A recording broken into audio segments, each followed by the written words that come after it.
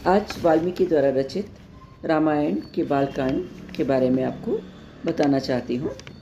कौशल नाम से प्रसिद्ध जनपद सरयू नदी के किनारे बसा था। उसी जनपद के में मनु द्वारा बनाई और बसाई अयोध्या नगरी थी, जो 12 योजन लंबी और 3 योजन चौड़ी थी। धर्म और न्याय के बल पर राष्ट्र वृद्धि करने वाले दशरथ ने अयोध्यापुरी को वैसे ही समृद्ध किया जैसे इंद्र ने स्वर्ग में सुंदर अमरावती बसाई थी। आदर्श राजा दशरथ की प्रजा भी आदर्श थी, अपने कर्तव्यों के प्रति पूरी तरह से निष्ठावान। राजा दशरथ के 8 मंत्री भी मंत्र के तत्वज्ञाता और मन के भावों को समझने वाले थे। राजा दशरथ ने पुत्र प्राप्ति के लिए अश्वमेध यज्ञ का प्रस्ताव रखा, जिसे मंत्रियों और ब्राह्मण ने स्वीकृति प्रदान की।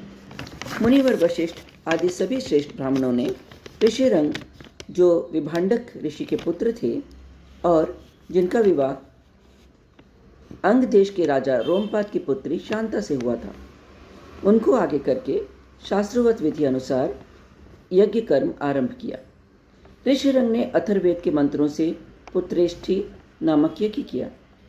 उसी काल में रावण राक्षस, जो महर्षि पुलत्स के कुल में विश्रवा मुनि का औरस पुत्र और कुबेर का भाई था, उसने तपस्या करके ब्रह्मा जी से वरदान पा लिया कि वह गंधर्व, यक्ष, देवता या राक्षस से न मारा जाए।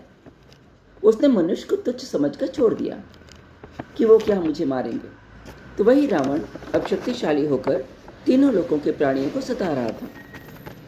देवताओं की विनती करने पर ब्रह्मा ने बताया कि रावण का वध मनुष्य द्वारा निश्चित है, और देवताओं के अनुरोध पर सब विष्णु जी के पास गए।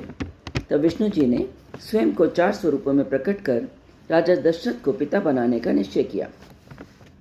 दशरथ द्वारा किए गए यज्ञ के बाद देवताओं द्वारा बनाई गई खीर राजा दशरथ और उनकी रानियों को खिलाने के लिए दी गई। यज्ञ समाप्त होने पर सबको यथावत सम्मानित करके राजा दशरथ ने श्रेष्ठ ब्राह्मणों को आगे करके रानियों सहित पुरी में प्रवेश किया। यज्ञ समाप्ति के पश्चात 12वें महीने में चैत्र शुक्ल की 9वीं तिथि को पुनर्वसु नक्षत्र व कर्क लगन में रानी कौशल्या ने श्री राम को जन्म दिया। कैकेयी से सत्य पराक्रमी भरत का जन्म हुआ, जो विष्णु के चतुर्थ अंश से भी न्यून भाग से उत्पन्न हुए थे। उनका जन्म पुष्य नक्षत्र और मीन लग्न में हुआ था। रानी सुमित्रा ने लक्ष्मण और शत्रुघ्न को जन्म दिया। ये दोनों